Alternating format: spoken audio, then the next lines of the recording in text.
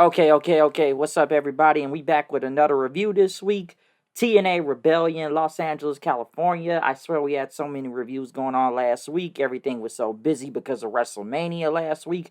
Before we actually do begin this review, I hope everybody goes out there and checks out the WrestleMania reviews right now for both night one and night two of WrestleMania. There's a lot to speak on when it comes to both of those shows, so go check those out. But tonight we are talking about TNA Rebellion, like I said, Los Angeles, California. A lot to be said about this show. This was held in the Gallon Center. I don't know how many fans were in this building, but it was a pretty big building. And they did keep saying it was sold out tonight, so they had a pretty big show going on here. I'm gonna go past the pre-show matches real quick because I don't have much to say about it. I know they had the busted open cast, including O'Shea Jackson Jr., Ice Cube's son, Tommy Dreamer, the Dave LaGreca guy. I guess, he's still in a feud with The Rock right now, but that's a story for another time. But yes, they were talking about the matches throughout the night and giving their thoughts of what was going to happen. The only pre-show matches on this show, to what I saw, were Fatal Influence versus Zaya Brookside,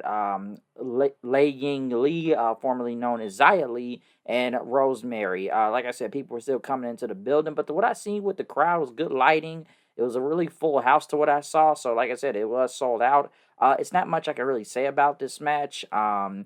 I do remember last Thursday, Fatal Influence was beating up Rosemary, and Brookside and Lee came out for the save. I guess Rosemary's kind of been all over the place right now. I guess she was trying to get Zaya Brookside to turn or something, and throughout the match, she ended up having a pair of brass knuckles, and gave the Brookside. Brookside didn't want to use the brass knuckles and tossed it back to Rosemary. She ended up dropping them. Brookside tried to go back after JC Jane, and JC Jane hit like a big discus arm to get the win in. So Fatal Influence won. Like I said, I don't have much to really say from this, but I guess the story that's still kind of going on is Rosemary is trying to get Zaya Brookside to turn heel or just embrace the dark side, and she wouldn't do it here because Rosemary just fell to the apron, just looking at the brass knuckles for almost several minutes, and then just picked them up and just wasn't really pleased with the results. So I guess they're gonna continue that or wherever that's gonna go on right now. So not much I can really say about this story. Fatal Attraction NXT. I even not NXT, but I even remember how much they really been showing up on TNA in these past few weeks, other than what I saw last Thursday. They just kind of been around to what I saw. The only other pre-show match to what I saw where there was an open challenge for Elijah.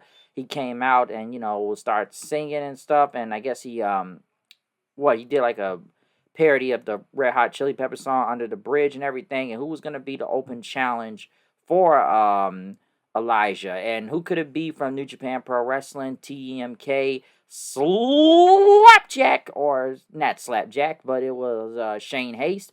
I'm gonna be honest, I'm actually surprised TNA was even still working with New Japan because I haven't really seen any type of New Japan crossover with TNA in a good while. I remember they had a big deal with them, and we've seen multiple New Japan people showing up on TNA several times, even the bigger names to New Japan. But this is kind of the first time I've kind of seen one in a while, which I didn't even know if they were even still working with these guys, given the whole WWE partnership. I didn't even think they were still working with New Japan Pro Wrestling. But Shane Haste, TDMK, showed up to go against Elijah. Not much I can say about this match. Elijah's very over right now. I'm trying not to say Elias, but he is over, and I expected him to get the win anyways. I think he won with a tombstone power drive, if I'm not mistaken, to get the win. So, like I said, it was a good match. Good to see, Shane Haste. So it was like a big surprise, like somebody big was gonna show up. It was, like I said, it's like I said, Shane Haste, Slapjack. Not a bad name or anything, but I think some people were expecting some big name to show up, and it didn't happen. Let's remember, folks, this is the pre-show, so I don't know what much of a surprise people were gonna get out of this, but a good pre-show match nonetheless. We did go into the main part of the show now to start off the card with an Ultimate X match.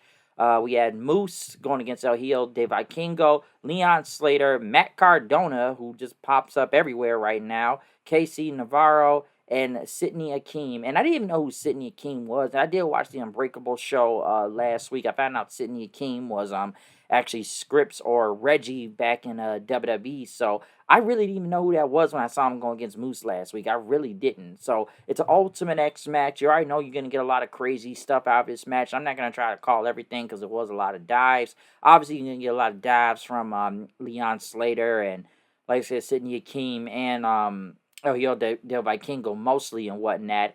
Moose actually told Alicia to climb the Ultimate X to go get the belt at one point because this dude was hitting power bombs all over the place on the Cardona and Casey Navarro. I thought it was funny at one point fans was chanting Chelsea Green at Matt Cardona then. I thought that was pretty funny. But yeah, Moose had told Alicia to go get the X Division title. She actually did climb the Ultimate X and was crawling her way to get the title almost, but she ended up falling to Moose. Moose caught her. Slater ended up super kicking Moose then as Alicia ended up rolling back to the outside of the ring then. Casey Navarro tried to get the belt, but Matt Cardona had pulled him down. Right after that, I know Vikingo did like a big crazy he hit a big Canadian destroyer on Leon Slater on to the apron, which looked pretty deadly by the way. AJ Francis ended up getting in the ring then, basically to come help Casey Navarro. He stopped Vikingo then, hit him with the big down payment, the big down payment choke slam and whatnot. Navarro ended up standing on AJ Francis's shoulders to get the X Division title, but Moose ended up running in there, hitting a spear onto Francis, knocking him down. Then he ended up pulling Navarro off, hitting a power bomb at him after that. Next thing you know, Slater, he ended up taking out Moose, and then he started climbing the whole the whole Ultimate X cable thing, which this was obviously the craziest spot throughout the entire night. And I recommend anybody to go back and look at this. This dude did a Swanton 450 off the top of the, not just the X Division, not X Division, but the Ultimate X cable, but the structure to it, the big, they had to be 15, 20 feet in the air. I actually thought this dude landed on his knee at one point, which looked pretty deadly, but he did and he landed on everybody for safekeeping. It's a crazy ass spot when you look at it, but he did a Swanton 450, but he did get back up and he did go back to actually climb the Ultimate X. Actually surprised this dude was okay right after, so he really didn't get hurt. This was, like I said, it's an insane spot to look at. But he went back up to the Ultimate X. He ended up climbing the cable. He ended up getting the title then, and all he had to do was drop to the ground. But when he dropped to the ground then, and I think this is where they botched the spot here, but I understand what they were kind of going for. Because when Slater drops to the ground, you expect him to land on his feet with the X Division title, right? He lands to the ground, and Moose immediately spears him as soon as he hits the ground, and then grabs the title, and Moose retains, which the crowd started chanting bullshit then. Now, I get the spot they were trying to do. I think Moose was supposed to, spear him while he was coming down, in midair. So, when he speared Leon Slater in midair, the X Division title would kind of fly a little in the air, and maybe Moose catches it and then retains the title by that. Or, when he hits the spear, the title falls out of Slater's hands, and then Moose just picks it up, and he still retains the X Division title. It's a bit of bullshit in a way, because, you can clearly see Slater's feet hit the ground when he landed with the X Division title, but I think he was supposed to not land all the way and get speared in midair and stuff. So I think that's what was expected. But like I said, the fans started chanting bullshit because they knew what was going on. So Moose was a little bit late on the spear, but I get the spot they were gonna go for right here. But obviously in the Ultimate X match, obviously you can get a spot fest, and that's what we really saw here with just multiple guys just hitting crazy high spots and stuff. Like I said, the Swanton 450 or the Destroyer on the apron or some type of crazy Hurricane Rana. You know it's gonna be a lot of wild match, and like I said, AJ Francis getting involved and Alicia getting involved. So, like I said, it's a spot fest match, really. So, you get a lot of crazy stuff going on. So, big opener to kick off the show to get the crowd hyped up. Next was a fatal four-way Knockouts tag title match, which we end up in another multi-person match. But it was Ash and Heather by Elegance. Ash is now coming back from vacation. She's been gone for the past couple weeks that they had that new signee, Maggie Lee. I don't know if she's in the group all the way, but she wasn't here tonight.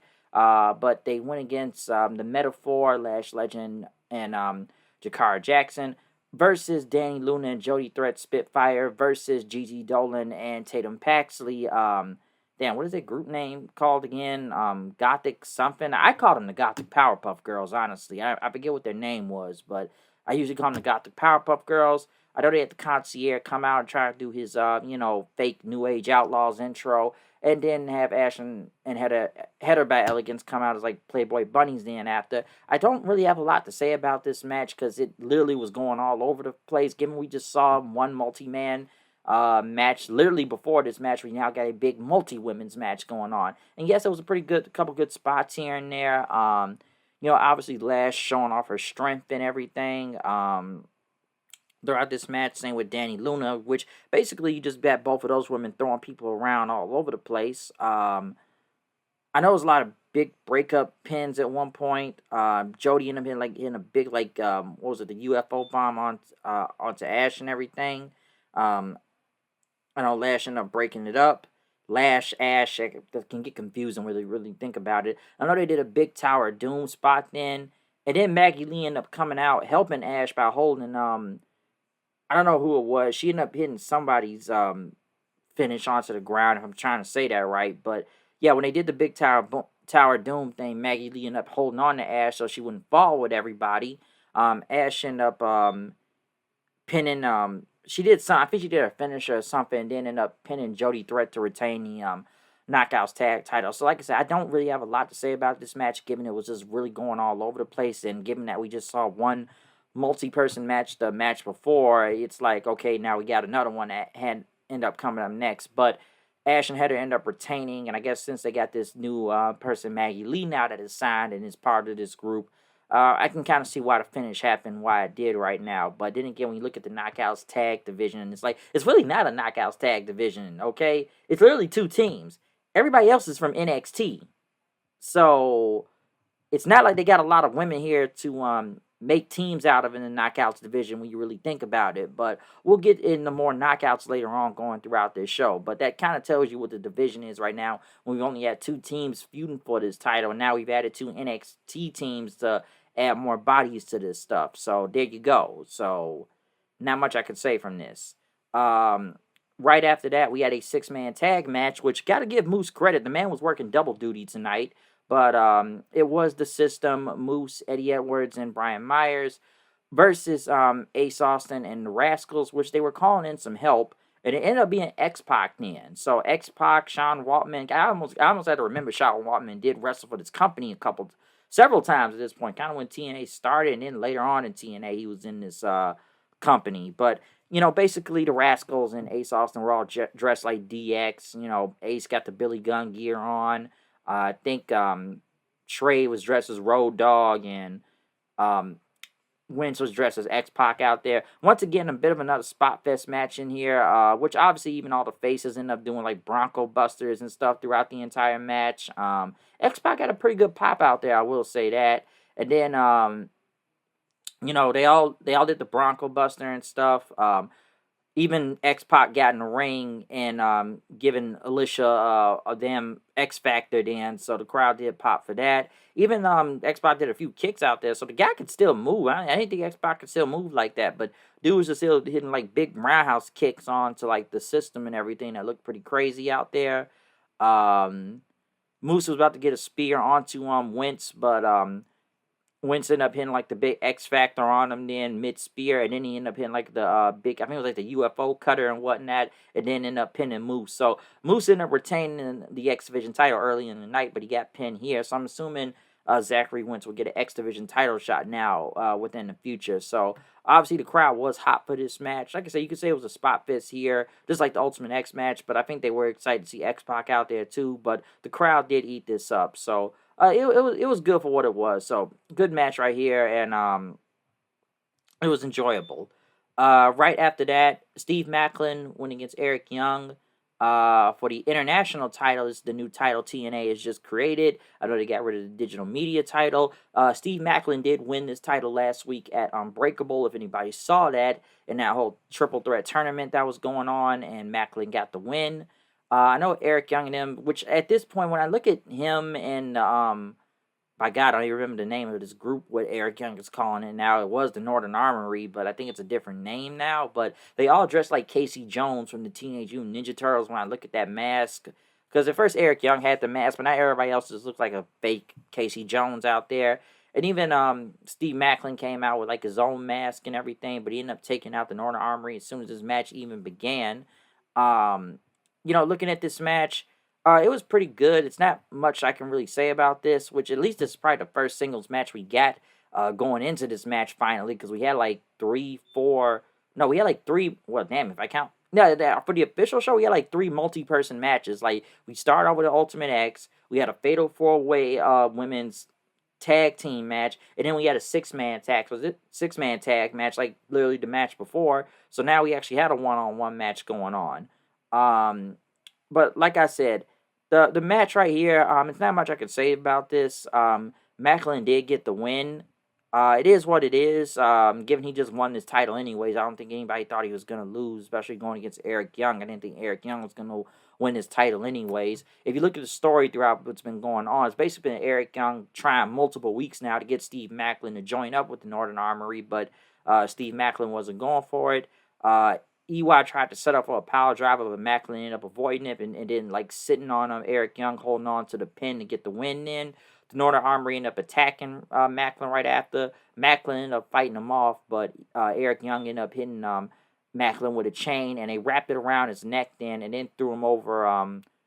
They threw him over the ropes then and tried to hang him with the chain and stuff, which I feel like is probably gonna lead into some chain match now between Eric Young and Macklin for that international title. So this feud is far from over, folks. So obviously it's gonna continue. I know they went to celebrities in the crowd throughout the night. I didn't even know who. I think at one point I think it's kind of funny from TNA's standpoint. They actually got one of the celebrities wrong. I think it was a Barbara Crampton, which they even had to admit themselves because they just went to some people in the crowd and they got the wrong celebrity until they found out it was somebody else. So I actually thought that was pretty funny. The next match was obviously the best match out of the night.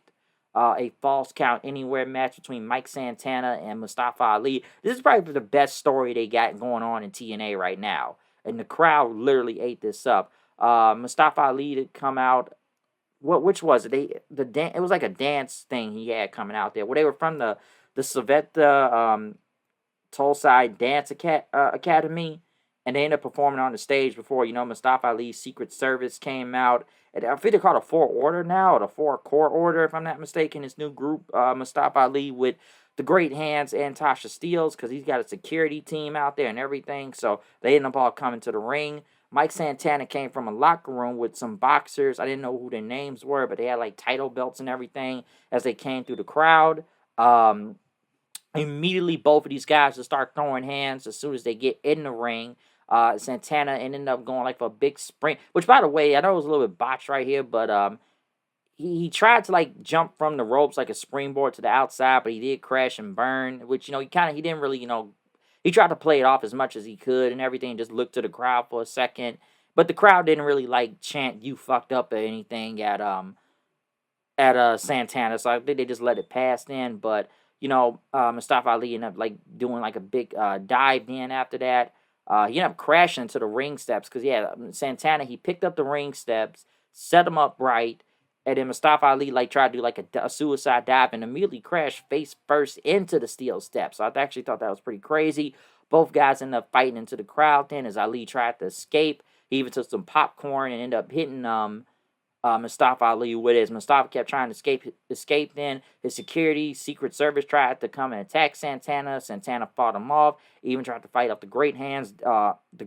Then Mustafa ended up jumping off of like the balcony onto everybody there, which the crowd started chanting "Holy shit!" Then they ended up battling back into the ring. Got some chairs involved.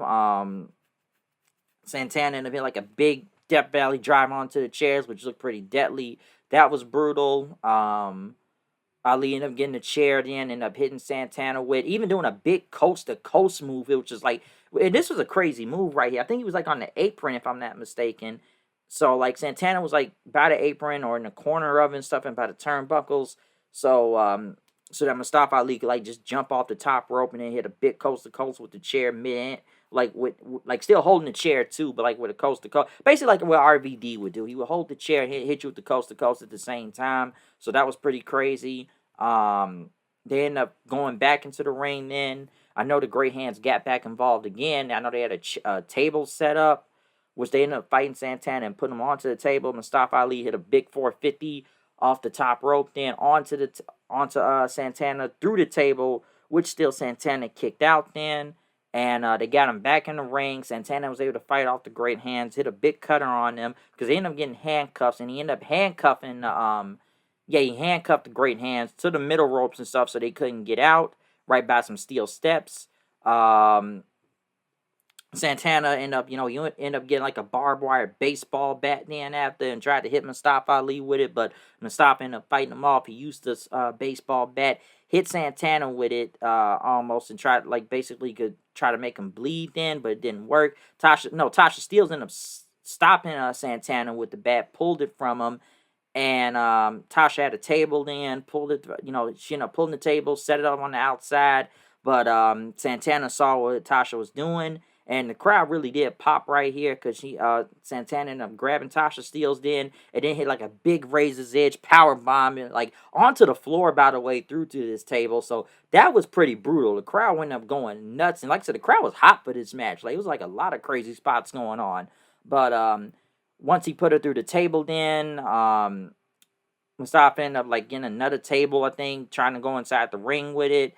I know they were in the corner then, and they ended up like hitting a big like superplex off the like no, like Santana hit like a superplex while he was standing on the ring steps upright onto Ali through the table, which was pretty crazy. Still a big near fall then after that. Mustafa Ali ended up grabbing the baseball bat and ended up hitting Santana, which he did start to bleed then right after Mustafa played to the crowd.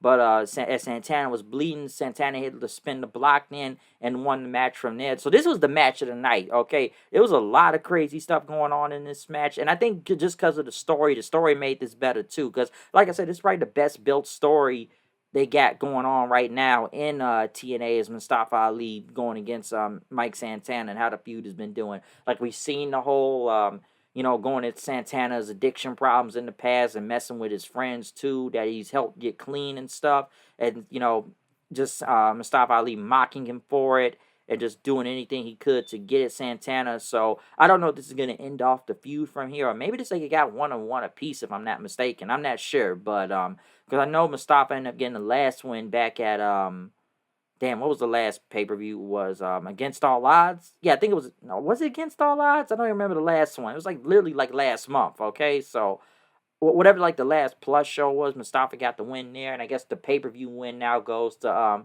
Santana. So I don't know if it's gonna be another one in that, but this may have been like the last match to cap off this feud. But hell of a match though. I definitely recommend going back and look at. Okay, match of the night, crazy stuff. Next, they went to the crowd. Then ringside, Gia Miller ended up introducing the newest signing for the Knockouts division for TNA, Indy Hartwell. Indy Hartwell is now signed with TNA. I kind of wonder what was going on with her lately. I know she got let go of WWE back in November. I guess she's been around. I know a lot of people are gonna say like, "Oh, why didn't she go to AEW or something like that?" But she ended up going to TNA. So good for her. I don't know if it's gonna set the division on fire or anything, but they really need the names right now in the Knockouts division because they've really been trying to be in a recovery process, especially after losing Jordan Grace. That was a huge blow to the Knockouts division for TNA. So they really kind of need some names. So they're gonna have to build up some more names within the Knockouts division because it's kind of a little bit lacking right now when you really think about it. But Indy Hartwell, it's a nice signing. I don't have much to say about it, so good for her and good for TNA. We'll see where it goes. Next, Masha Slamovich went against Tessa Blanchard for the Knockouts title, and I'm gonna be honest about this match. The crazy thing about this match was actually really good. It was a strong match. The thing is, the crowd didn't give a fuck. That the crowd was literally chanting everything under the sun. Obviously, you were going to get "she's a racist" chants. That's never going to go away from Tessa Blanchard, let's be honest. But then the crowd was starting to chant CM Punk, "Let's go Cena, Cena sucks," Goldberg, "Whoop that trick," Cody Rhodes, Cody Rhodes. They were chanting anything out there. And those are most of the chants I heard throughout this match, and the "she's a racist" chant that kept coming up too. So this was not a bad match. This was actually really good. It's just the crowd did not care. They really didn't care. Maybe because we just saw Santana and Mustafa Ali that match was so great. I guess they didn't really care about the next one. But like I said, it was actually a really good match. The thing I was actually surprised by this was Masha ended up getting a win. And she didn't just pin Tessa Blanchard. She made Tessa Blanchard tap out. Because she ended up in like the snowplow and then like a big knee strike. And ended up putting her into an armbar in right after and just forced Tessa Blanchard to tap out. So at least the crowd did pop for that. But the crowd was not really giving a fuck about this match. They weren't. They was just chanting everything under the sun. But Masha ended up getting the win because I'm sure a lot of people really thought Tessa was going to get the title anyways, given she came back into the company and you know, they've really been pushing her really strong and stuff. You know, and stuff, even though, like I said, because the crowd is definitely not buying it. Like I said before, those she's a racist chants are never going to go away. They really not. It looks like every live show they do or pay-per-view, those chants are always going to come up. But the way they've been pushing Tessa Blanchard ever since she got back, they pushed her real strong, beating Jordan Grace, and, you know, really not wrestling much until now, but you knew she was going to be the number one contender, and they were holding off as much as they could, it looked like, so she didn't get the title, but no, she did not get the title, even actually having the match with Masha. So I'm sure a lot of people thought they were going to give it to Tessa and everything to beat Masha Slamovich, but no, Masha won and she tapped out Tessa Blanchard. So kind of sends a message in a way. In a way, it does. I still don't think this company really should have hired her back. Like I said, I don't know if this woman is learning a lesson. You've already heard me speak about it multiple times, but you kind of knew what you're gonna get if you're gonna keep getting she's a racist chance out there. So TNA knew what they signed up for when bringing her back to this company. But I was actually mildly surprised that Masha ended up retaining, let alone tap Tessa Blanchard out. So really surprising stuff from there. Next was the TNA tag titles on the line. The Hardys versus the Nemeth brothers, the brother versus brother tag teams, and I know the Nemeths end up coming out with the tag team titles because if you watched Impact last Thursday, they actually went back to the Hardy compound house, which you're going to get another Broken Universe segment, which I didn't even think it was all that anyways, other than Jeff Hardy dressed as Willow dancing in Not Like Us. I'm sorry, the royalty-free version of Not Like Us, because if they really were using Not Like Us on here, they probably would have got sued, but we gave you a royalty-free song version of it. Um, the Hardys were super over right here, which come on, man. The Hardys are always going to be over, so is that even really a surprise? Because they immediately came to the ring and started fighting the Nemeths off and taking their titles back and holding them up in the air. The crowd was just hot throughout this whole match, okay? They really were. And, you know, one thing on commentary that I noticed, that the only reason why Ryan Nemeth is here, which I think we've all have said, but now they've addressed it on commentary, is that it's because of his brother, which is really true, because the reason why Ryan Nemeth is here is because of his brother. Let's be honest, if he wasn't Nick Nemeth's brother, he really wouldn't be in this company. And they called him a Nepo baby brother throughout most of this match. And, you know, the Hardys, they ended up fighting them off. You know, Jeff hit a whisper in the wind for the near fall, hit the twist of fate on Nick, but Ryan ended up breaking up. Matt tossed him off the ringside then. I know the Hardys ended up hitting like several moves on the neck and getting a pinfall, which it was kind of weird. I don't know if Ryan Nemeth missed a spot or something, but you could see Matt Hardy almost trip over the referee almost trying to get to Ryan Nemeth, but I don't know if he was in time for the spot. I thought it was kind of botched right there. Nick ended up hitting like a famous song that Jeff Hardy then to get the pin, still didn't work. I know the Hardys, they ended up in like another twist of fate, and then like a swanton in onto Nick Nemeth, but Ryan got an 8. Well, no, he was about to hit a swanton bomb, but Ryan ended up stopping him. Matt ended up fighting off Ryan Nemeth to the outside. He set up a chair, getting ready to like power bomb him, I guess, but Ryan did a back body drop on the Matt Hardy onto the chair. Jeff had got back up, but Nick Nemeth immediately kicked Jeff Hardy in the nuts after that. Hit the danger zone, and now we got new TNA Tag Team Champions. The crowd was pissed off from here. You could like kind of see the crowd die a little when the Hardys lost, because like I said, the Hardys were just super over in this company every time they come out. But like I said, the Nemeth brothers end up celebrating in the crowd with, I guess it was other celebrities. I'm not even really sure if it was in that, but I know it was like they were celebrating with some people in the crowd. I know that, but like I said, the Nemeths ended up beating the Hardys for the TNA tag titles then, so I wasn't too surprised at the finish in a way, but obviously it's going to further the feud between the Hardys and the Nemeths to see who's the best brother tag team, so we'll see what goes on with that. Next, they went to Santino and the Busted Open crew to ask who they think was going to win the world title in the main event. Would it be between Joe Hendry, Ethan Page, and Frankie Kazarian, as everybody gave their thoughts, but we did move on to the main event of this show. Joe Hendry versus Ethan Page versus Frankie Kazarian for the TNA World Championship. I know they've been telling the story about Joe Hendry's shoulder being injured for several weeks now, and that he's had an MRI, but he said he was still going to compete and defend the TNA World title.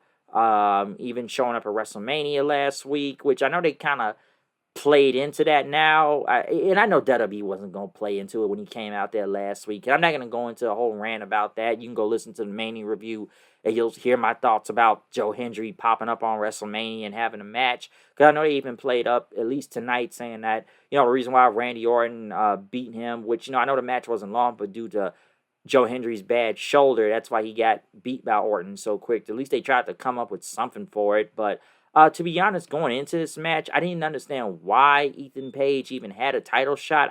I still don't understand that. I literally almost forgot Ethan Page even beat Joe Hendry before. It's I have to remember Joe Hendry had fought Ethan Page on NXT and No Mercy. I really forgot about that.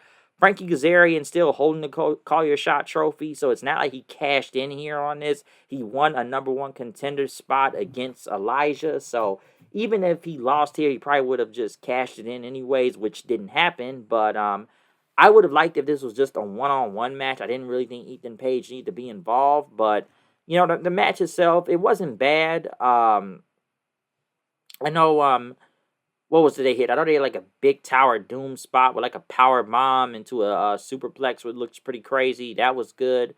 Um, Hendry ended up throwing Ethan Page to the outside with Kazarian. I know Kazarian ended up charging Ethan Page, which he ended up back body dropping him into like the timekeeper's area, which would look pretty brutal. I know they had a table set up to the outside of the ring then after that. Kazarian ended up getting him back into the ring and hit like a big DDT on him still for, 2 count then. Kazarian, I know he tried to hit him like the Angel's Wings on the Joe Hendry, still a near fall, which the fans did chant, "This is awesome" then. So the crowd was into this match. I know Kazarian had been like the chicken wing onto, the crossface chicken wing onto Hendry, but Ethan Page ended up breaking it up then.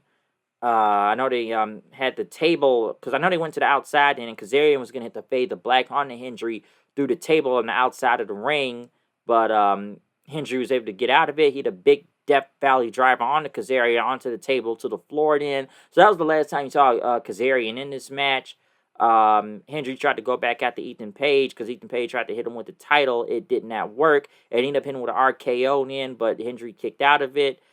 Page tried to set up for the Razor's Edge and then after that, but Hendry got out of it, hit the big fallaway slam, and then hit the standing ovation for the win. So Joe Hendry still did retain the TNA World title here, which it made sense to pin Ethan Page, because even I didn't think it would have made sense if they pinned Kazarian. So Kazarian was never pinned here, so at least they can go back to that, and Kazarian will try to get another title shot then. But Ethan Page obviously got pinned here, so Joe Hendry gets his win back from No Mercy from many months ago now, probably a year ago now at this point. But Joe Hendry got the win. He retained the TNA World title, but as he celebrated, Trick Williams ended up showing up then, taking out Joe Hendry with a spin kick. He hit the trick shot, which I thought was funny after this because the fans booed. He hit the crotch chop, and before they went off the air, because he started looking at the TNA World title then and dropped it, but then the fans started chanting, "Whoop that trick, whoop that trick." So it's like they booed 1 minute, then 10 seconds later they're cheering for Trick then. Now, I do look at this. If you don't know what happened on NXT, Joe Hendry did pop up there again.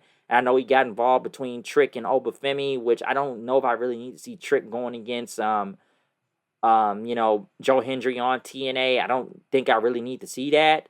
Even if it's for the title, I don't because just have Trick go after Oba if anybody's looking for that. Do we really need to see Trick versus Joe Hendry? And then again, do I need to see Joe Hendry fight another NXT guy for the TNA World title? Can he fight someone else that's actually in TNA for the World title and not someone from NXT? Ethan Page was already odd enough, but that was a triple threat match and Kazarian was involved. I'm honestly surprised that Kazarian didn't just try to cash in his Call Your Shot trophy thing immediately as soon as the match ended. He could have took out Joe Hendry here and then won the world title. Given this is his home state of California and everything, you kind of think they would kind of maybe I wouldn't say sit in the crowd all happy, but at least have someone in their hometown win the world title from here. But no, I guess they got to further the story with Hendry and whatever's going on with Obafemi and Trick Williams now. So I guess they got to do that.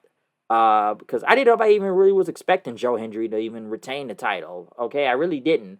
But I knew Ethan Page wasn't going to win either. But I guess it's going to be Trick versus, Joe Hendry next. Is it for the title?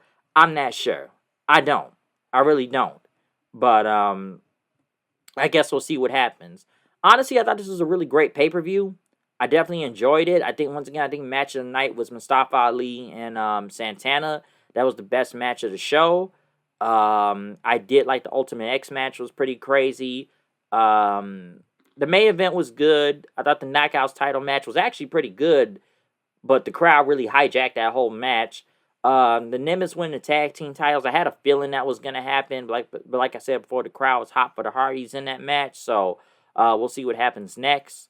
Um, everything else, I know there's a lot of multi-person matches on here. It's nice to see X-Pac and everything too, but the show went pretty well. I think it paced well and got through for what it was. So, like I said, it wasn't a bad show, but they had a few newsworthy things going on here. So, I did enjoy this pay-per-view. I really did.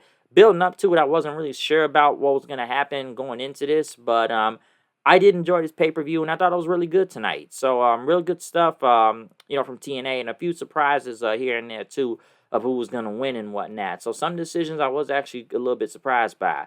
But I will say this, too. This Thursday will be a live episode of TNA Impact. So, we'll see what happens in the Fallout to Rebellion. So, not a bad show tonight. But other than that, comment, subscribe, follow me on Twitter at HoodNight890. I'm out of here. I'll see you guys then. Peace out.